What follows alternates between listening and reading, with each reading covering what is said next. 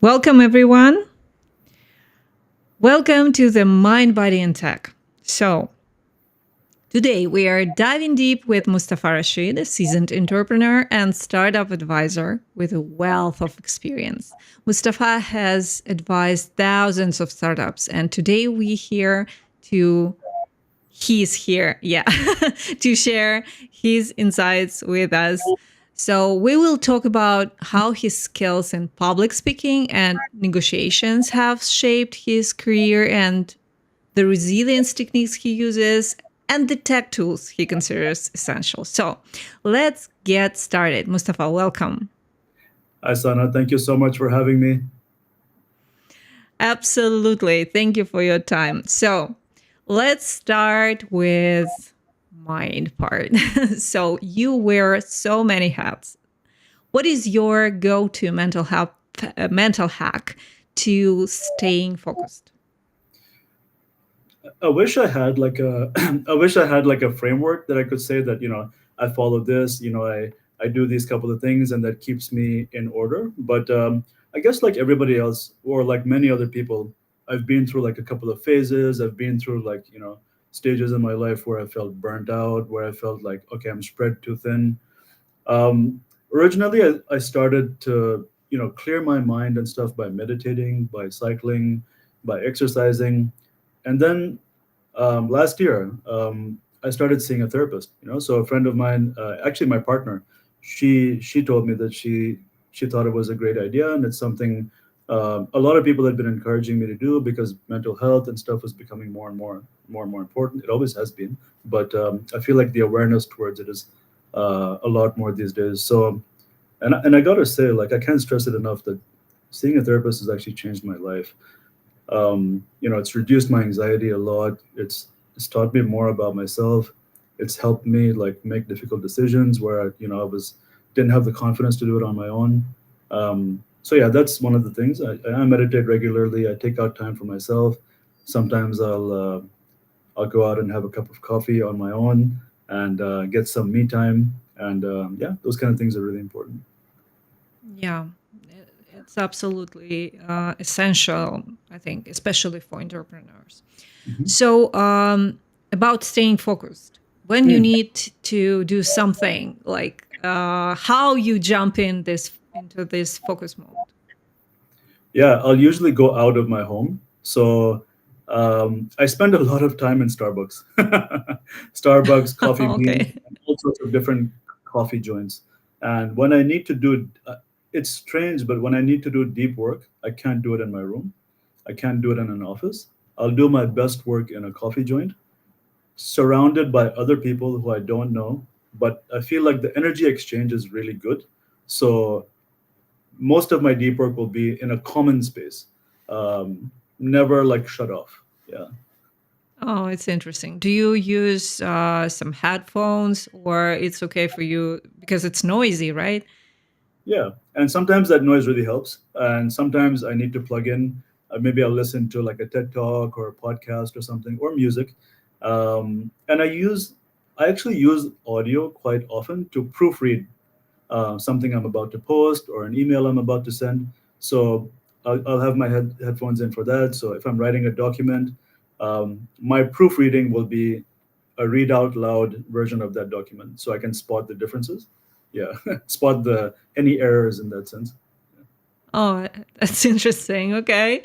So, maybe you can share a time when your understanding of human behavior or psychology like significantly impacted your advisory role.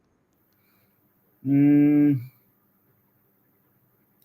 okay, I kind of came to a place a few months ago where when I first started doing advisory work with startups, I was doing it purely for an equity base. And and though I picked some really nice startups and really good founders who I enjoyed working with, I started to feel at a certain point that it's hard to stay motivated to keep helping startups for equity without a cash base. So somebody encouraged me that why don't you just put yourself out there and and and say that okay, if you want to, if you need help, I would love to help you. My bandwidth is a little bit full, but this is my fee. And I felt that I had resigned to the fact that I'm going to lose this relationship, and this person is never going to talk to me again. But surprisingly, they came back and they said, yes, give us a contract for so many months. And I said, whoa, okay. So I think it was my own, like, my own self holding myself back, if that makes sense. So um, sort of making that switch in my own mind and in my own psychology um, played a big role in how I saw things moving forward. Mm. So you like analyze yourself at that moment. Okay. Yeah, Let yourself do things. Okay. yeah. Great. Let's talk about emotional intelligence. What do you think? Like, what is your take on the role of emotional intelligence in leadership, especially in startup world? Oh, I think we underestimate how important emotional intelligence is. I talk to a lot of founders, right? And sometimes it's just like they're just going on numbers based. They're doing very practical things. Even something as simple as, like, when you add somebody on LinkedIn, don't immediately send a long message and your pitch deck. Even I would put this in the category of emotional intelligence as well.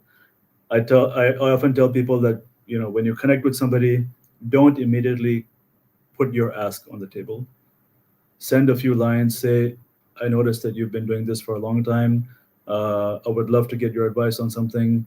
And yeah, so I feel like emotional intelligence plays a big role, and everything can't be so practical. Sometimes it has to be a little bit of emotion has to go into things. Yeah. And though it takes a bit of Mm. work, it's being present, but you get a better result.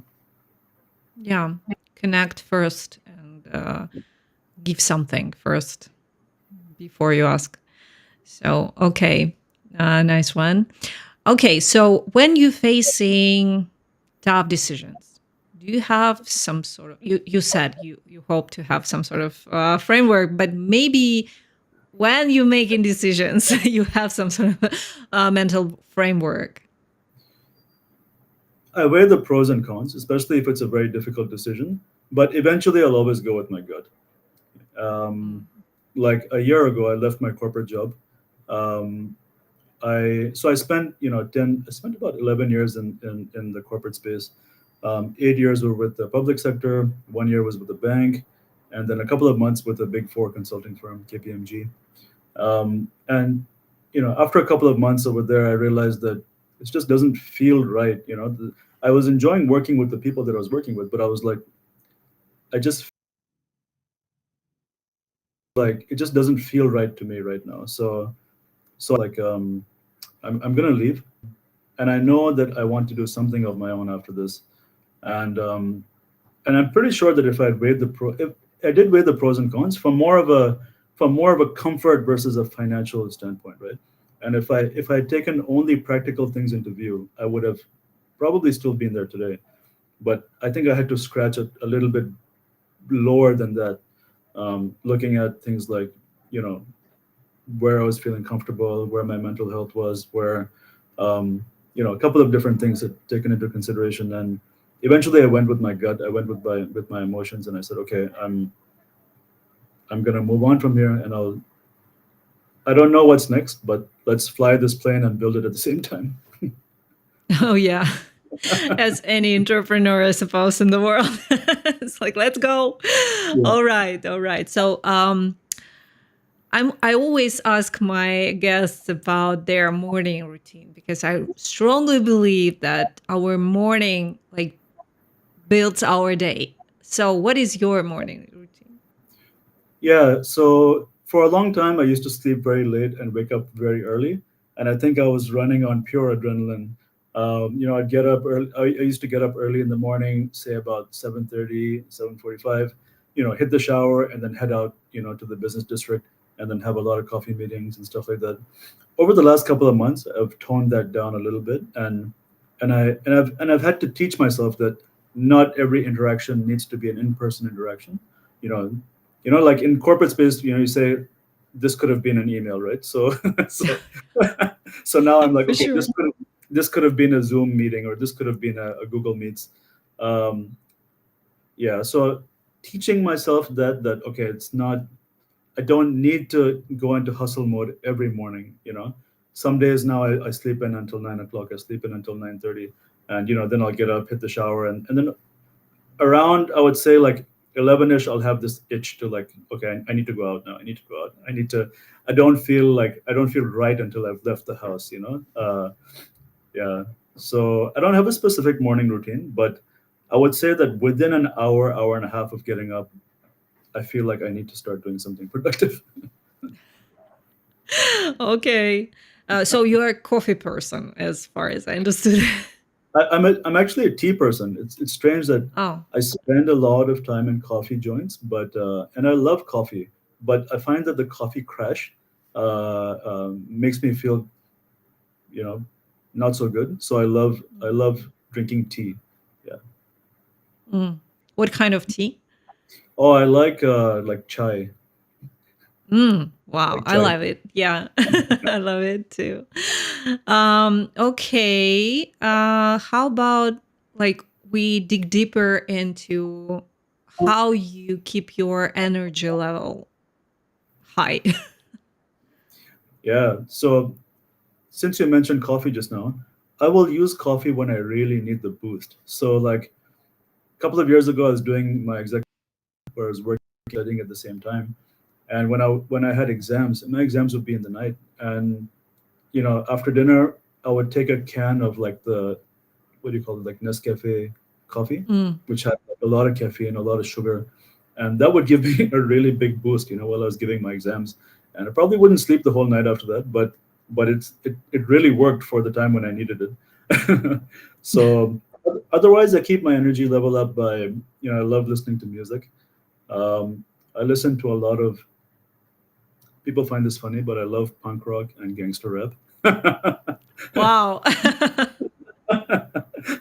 so I love rock music. In fact, one of my favorite bands, Weezer, was in Singapore a few days ago, and my partner and I, we went to see it, and it was a bucket list thing for me. So yeah, so music keeps my energy up. I would love to say that sleep keeps my energy up, but I don't think I get enough of it. um, yeah, Why? Why do you think you don't get enough of it? I find it hard to switch off at night, Mm. and I think it's partially due to, like, so for the last 2 weeks, I've started putting my phone somewhere else when I sleep. So it's still in my room, but it's not next to my bed. It's on my desk, and I'll charge it there and I'll put it on silent. And I realized that once I started doing that, my sleep got a lot better. But prior, Nice one. my sleep was very bad.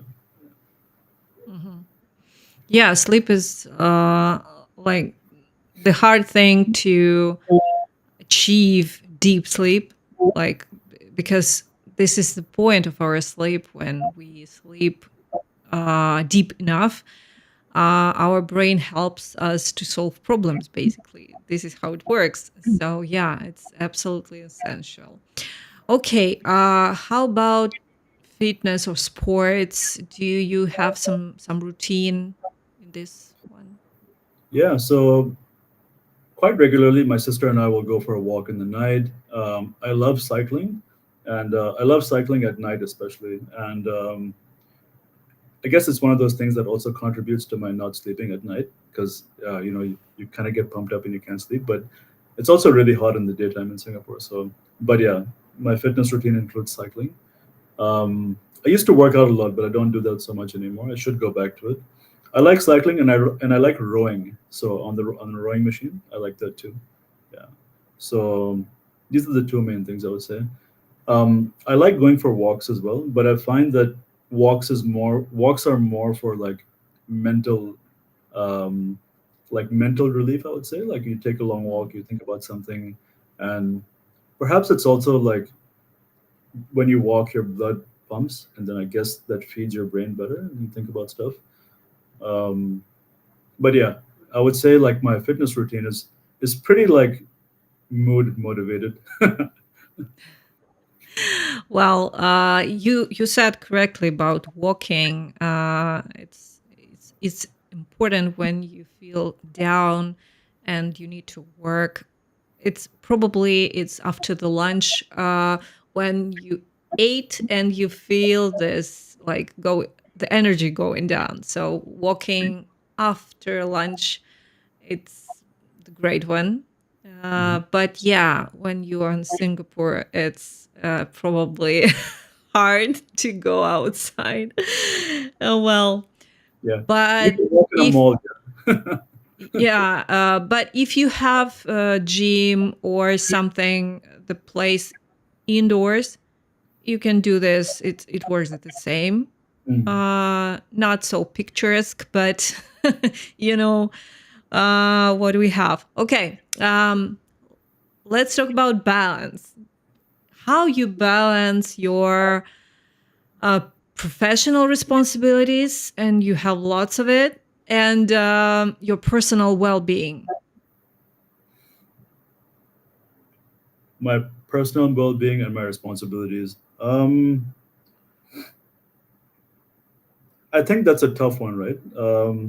Especially last year when I quit my corporate job. I think that was a decision that um, I took a big risk, right? I took a big gamble, and I often tell people I think it was a decision that was harder on my parents than it was on me, because they were like, "You're so well educated, you have a great job. Why would you leave that? Why would you? Most people would love to be in in this same position." And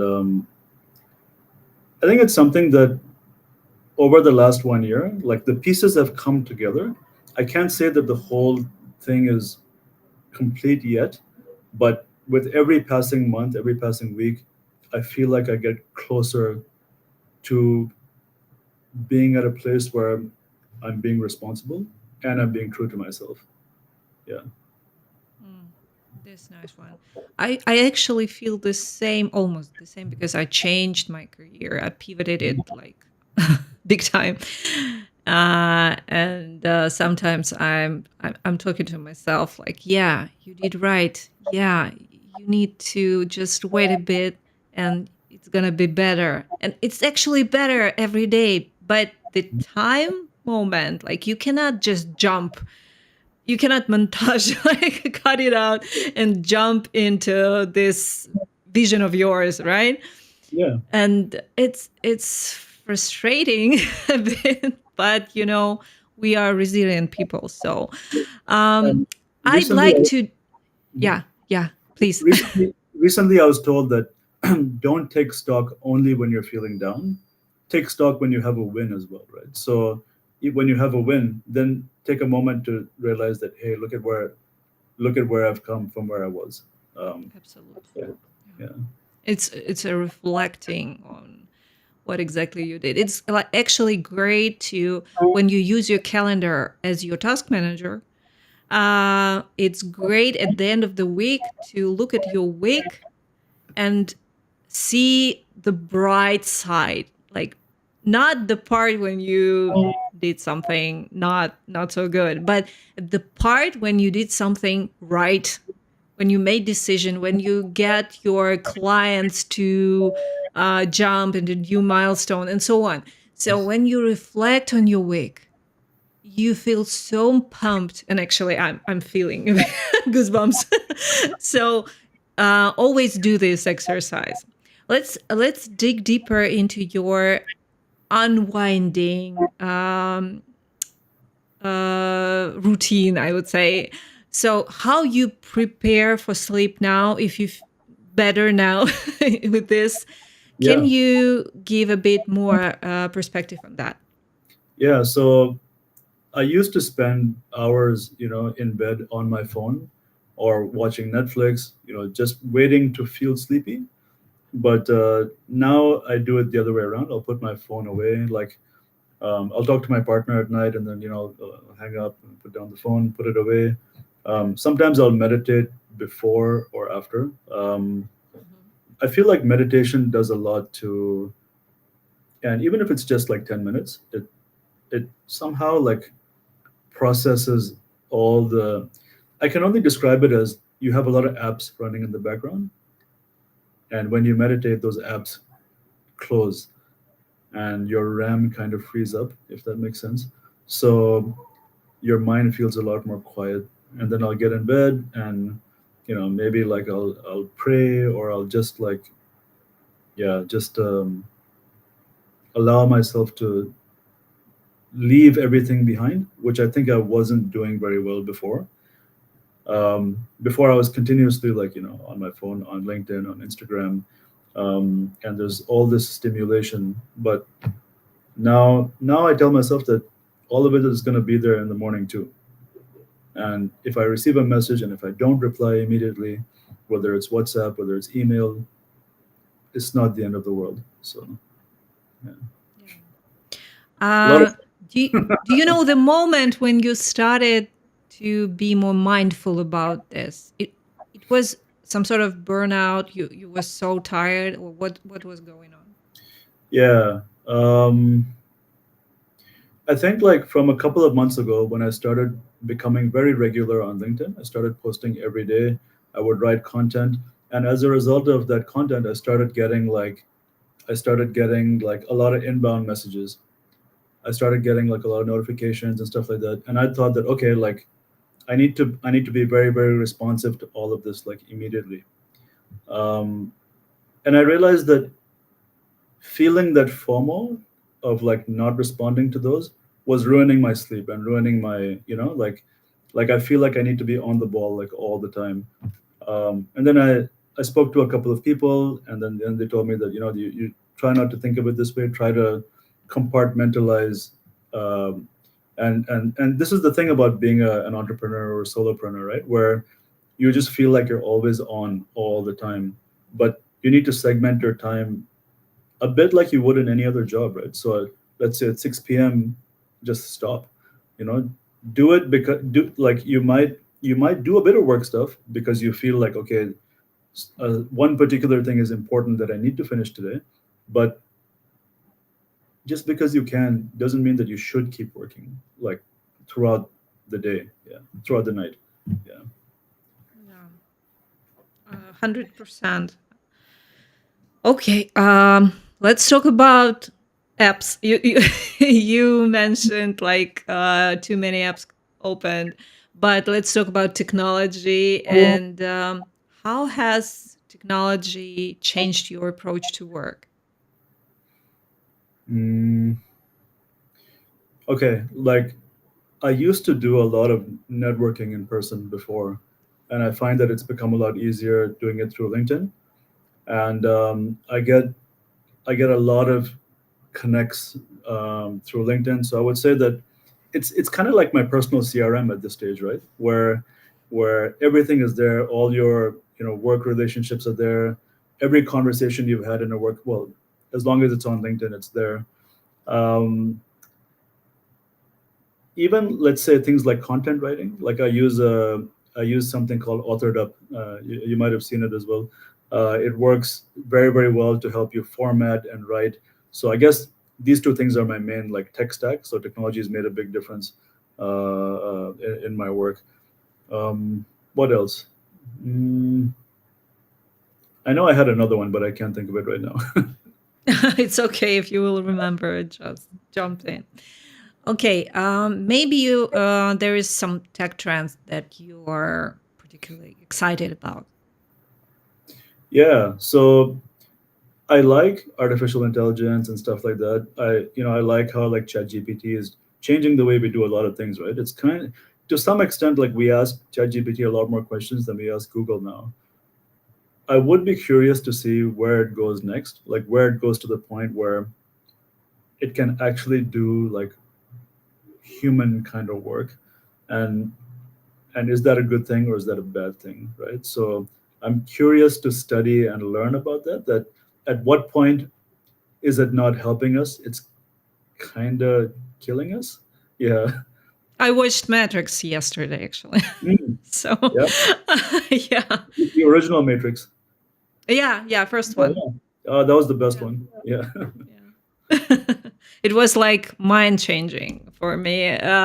But probably you remember when Morpheus told Neo, showed him first time what Matrix is, and he said, at the start of 21st century, we invented artificial intelligence, and we were so excited about. So I was like, "Oh yeah, we are here." So, but I believe that we are smarter than this. So we're gonna not build Skynet. So I hope Yeah. so. Yeah. Yeah. We need Um, to have some kind of I don't know, like how do you put like checks and balances on what we do with technology, right? Like some countries yeah. put in some restrictions on like like genome and DNA kind of stuff, right? But I don't know how we could put controls on a artificial intelligence, and should we do that? Or, should we not do that? I don't know. It's It's not the easy question, yeah. to answer. So, okay. How you stay up to date? Because when you advise startups, you need to know a lot of things and stay updated too. So, how you do that? One quick thing I just remembered on the previous question. I also love Yeah. like frontier and emerging markets. So Pakistan, Bangladesh, places like that, where Indonesia, where there's really big populations and like a lot of problems to fix, right? In the fintech space, e-commerce, logistics, transportation. It's the kind of stuff I nerd out to as well. Mhm. Yeah. Okay. Great. Uh, get back to staying up to date. So, can you share how you do that? Yeah, I'm a bit of a nerd. I like watching documentaries for fun. I watch a lot of videos on YouTube. I listen to some podcasts, but not a lot. Not Yeah, I'm more of like a YouTube. Like I like watching interviews. I get these email newsletter updates as well, where like I stay up to date through that. Um, Stuff like that, and I'm just very curious. Like I ask a lot of questions in general, so that's typically my go-to way. Yeah. Mhm. Do you have some sort of routine, like you receiving newsletters and then you go watch something and so on? Do you do this every day, or it's like depends? I try not to do it every day because it's like a rabbit hole, like Oh yeah. Wikipedia, So so if I'm on YouTube, like I'll open YouTube to look at one particular thing, right? And I've been like this since I was in university, right? Like what's a hedge fund, what's a stock, what's a whatever, and you find the shortest video and watch that. But it doesn't end there, right? You watch that and then you see other recommendations. What's a swap? What's a this? What's a that? Right? So then you end up learning so many things around that. So that happens to me a lot. Yeah. Absolutely. I started to when I started to use ChatGPT, and it's like paid version. I started to do research with ChatGPT. Like I have question, give me links, and now I feel like it's yeah, it's working. It's working better than Google, as you Mhm. mentioned. And I'm like digging deep into the questions with ChatGPT, and it works for me because it's not exactly a rabbit hole. You not just going deeper, and you like, okay, I'm watching weird videos now. Why I'm here? What's going on? So for me, ChatGPT became this assistant who brings me some information, and that's it. That's it. Thank you. I'm not going into YouTube now. So for me, it's like more viable thing. All right. Yeah, no, I agree with you. Let, I agree with you. It keeps you focused, and even when I'm writing content, like I don't use ChatGPT to write content, but I'll ask ChatGPT that give me a list of this, or give me a list of 20 scenarios where this happens, and I'll incorporate that. But I don't feel like ChatGPT is at the level where it could write on its own. Yeah. but the content, It's the knowledge is fantastic. yeah, Right? it can rewrite, but you spend more time to tweak with this information than to make it like not generic, I would say. So it's for analyzing for things. It's like actually good assistant who like learning from your style, like learning your style, what you really want from them Yeah, from it. I don't know how. It's like so. It's with any good assistant. It's like dialogue, and it's better when you know how to ask, how to put it, so it will mm, understand you exactly. So yeah, let's talk about goals and achievements. um, what do you how do you set and track your goals? so I feel like my goals are continuously like evolving, right? Like I'll do one thing, and then like maybe after a couple of months I'll be like, maybe that's not what I want anymore, perhaps I want something else. So I guess there's a certain flexibility about like wanting something and perhaps the same outcome, but maybe not the same way of getting there. So right now I've embarked on this journey of like fee-based strategic advisory for different businesses, and my goal would be to have like, you know, a decent sized portfolio of advisory clients that I could keep working with. And right now, that feels a lot more appealing to me than a corporate job. Um, I miss the paycheck of the corporate job, but I don't miss being in a box. But whereas now on my own as a solopreneur, I'm getting to learn everything from the ground up. There's a lot of freedom. There's a lot of autonomy to literally like you know even like sleep whenever I want, right? Like, which is a good thing and a Yeah. bad thing, right? Um, but yeah, my goal is to grow this business and then continue like, let's say, continue angel investing, continue adding value to people's lives, to founders' lives, and keep adding value to the ecosystem. Yeah. Mm. Do you have some sort of a framework for your goals? How you do this? It's like it's important to understand what you need to do every day, right, to get to your big goal. So how you doing this? Hmm. So okay, I was telling somebody this a few days ago that I feel like every couple of weeks, sort of a different thing unlocks, where like I'll do a couple of different things, and then maybe I'll feel happy about it, or maybe I'll feel frustrated. And for a couple of days I'll be like, damn, what do I do now? And then a couple of days later the answer for that will come up. So perhaps I should have a better strategy, but right now I'm leaving it to a little bit of serendipity and a little bit of like fate, right? Yeah. Yeah. Well, but you're doing something every day, right? So it's like you have some sort of roadmap, Yeah. but it doesn't need to be like every day I'm getting to new milestone. It's impossible. It's too much for a person, Yeah. So what I especially when yeah. so what I try to do actually on an everyday basis is I try to make the process more productive, and I try to make it where I spend less time doing what I need to do. So when I started writing content every day, I was getting a lot of inbound messages and a lot of requests for calls, coffee meetings, and I felt like, okay, I'm having all these interactions, which I'm enjoying, and I'm learning a lot. But at the end of the day, I would feel like perhaps like didn't conclude any business during that day. So I was like, okay, perhaps it's one of those things where this could have been an email or this could have been a call. So I thought, how can I make this process more productive? So then I wrote a two-pager of my profile and my offer and my price. And I thought, okay, now when an inbound message comes in, I'm gonna send a few lines of a genuine message and just be like, that's great. Sounds like what you're working on is interesting. Would love to know more. This is my two-pager about my advisory offer. I'm happy to set up a a 20-minute call next week if you think we're a good match. So that way the person knows that, okay, this is their background, this is their offer, and this is how much it's going to cost.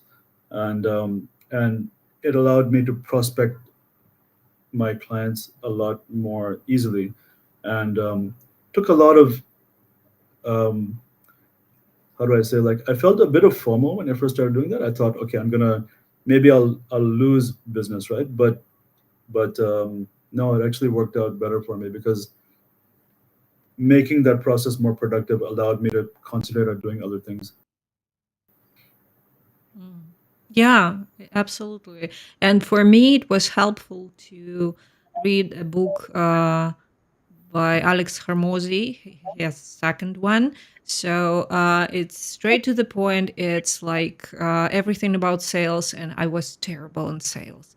I didn't know. I actually didn't need to sell myself before because I have a job. But when I read it, it was very helpful for me. All right. What is your advice for someone who aiming to excel in startup advising or maybe in investing?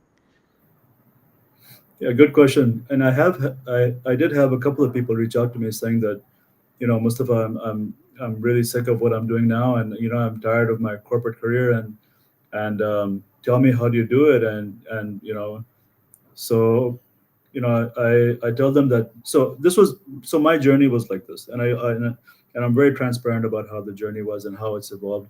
So when I first left my corporate job, I started opening up my calendar for like 30, 40 startups every month, and no agenda, just conversations, right? And I was getting a lot of inbound appointments from like Pakistan, Bangladesh, Indonesia, Philippines, various different parts of the world. And I was just seeing where I could help them, seeing where I could add value to them. And I first started thinking that I could do it for equity and feel satisfied with that. But I then realized that I couldn't keep doing it for equity because I just felt a bit conflicted afterward that I'm bearing all the risk. So that was kind of like my evolution in it, and then I started charging a fee for it. So I would tell other people as well that perhaps start with opening up conversations with businesses that you want to help, businesses that you want to work with. Um, Perhaps if your sector focus is different, perhaps you want to be a coach, perhaps you want to be you have a different segment focus. Um, Start opening up conversations with people in that space without an agenda. Just meet them for coffee, meet them for dinner, and understand what are the pain points that they suffer in that space. Yeah, and then take it from there, and then the evolution will start to happen. You'll start to feel like where the pain points are. You'll start to feel where are people willing to pay money for help. Yeah. Yeah, I think it's very close to when startup building MVP. It's like Yes. the same. It's absolutely the same when you're building an MVP. You asking for feedback, and Yeah. you're not asking for business exactly, because Yeah. you don't have a product for now. So you're asking for like, what is your pain points, and can we be a good fit in the future? So yeah, I'm absolutely here with you. It's maybe everyone need to read some books on building a startup because it's so great. Lean startup, and so many books on this. How to build MVP, and how to build a product. This way, like this roadmap between these things, it's for any entrepreneur. It works for anyone. So Yeah. absolutely. And there will What be, is and your sorry, saying that yeah. you will be afraid. There will be imposter syndrome. You know you will have days where you feel like, gosh, what am I doing? um, you have to allow yourself to feel that too sometimes. Absolutely, you will miss your paycheck. So it will be like hard days, terrible days, and brilliant days, and it's gonna be when when you will receive this feedback from right client with perfect client, when you start to feel that, it's I cannot describe this even Yeah. how it's great. So you mentioned your future goals. So what is your next milestone, big one, big milestone you're aiming for in your career? Mm, so I've been thinking, right, that if I continue doing this strategic advisory business, do I want to go beyond being a solopreneur, right? Do I want to build it into like a, for lack of a better word, a real consulting firm, right? So, and I guess that's the imposter syndrome in me, which is calling it not a real business, right? So, um, For sure. so that would be the next milestone. Before that, also reaching a certain number of clients, and to continue doing angel investing, to continue also teaching, right? I like giving guest lectures in universities. I like, yeah, I did some with like even non-universities. I did some with Asia Development Bank, with U.S. Embassy. I love doing those as well. Um, but yeah, those kind of milestones, I would say, like, yeah, Hmm. Wonderful. So thank you very much for your time. I really appreciate it. you're welcome. And yeah, I see a few questions. One question actually: does work help solve deep tasks? Would you like to answer that? Does walk help solve deep tasks? Like, okay, so sometimes when I have like a really big problem, or like something I've been chewing on for a long time, um, taking a long walk will really help me. Like, I can't say that the walk will solve it, but it it breaks me out of the environment that I've been in and thinking about it, and I think that helps a lot.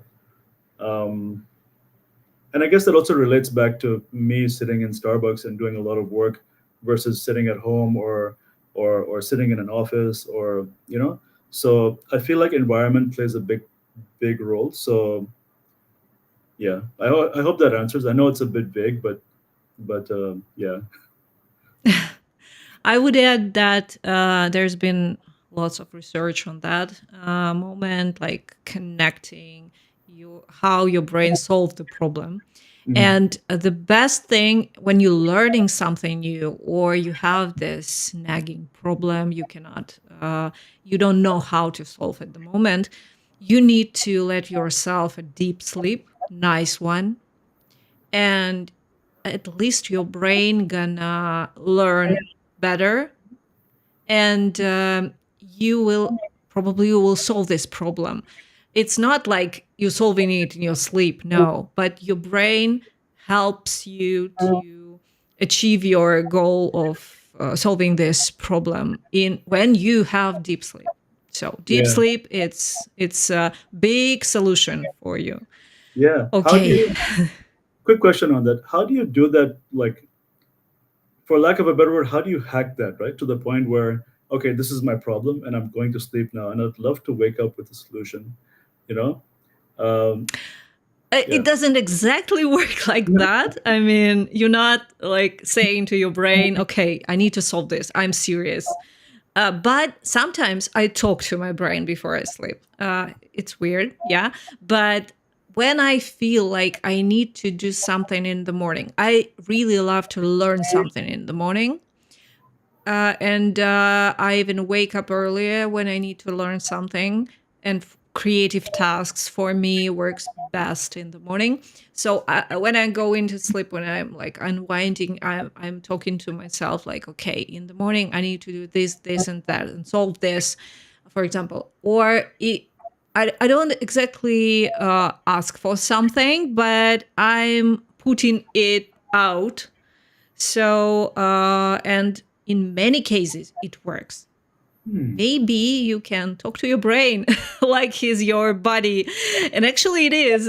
He helps you when you sleep. So, and yeah, deep sleep. Deep sleep, it's very, very important. And I always recommend my clients with problems in that case to get some application to track your sleep at least a month. Track your sleep, and you will get understanding what's going on at least. So, yeah, Hmm. for sure. All Perfect. right. Thank you Thank so you. much.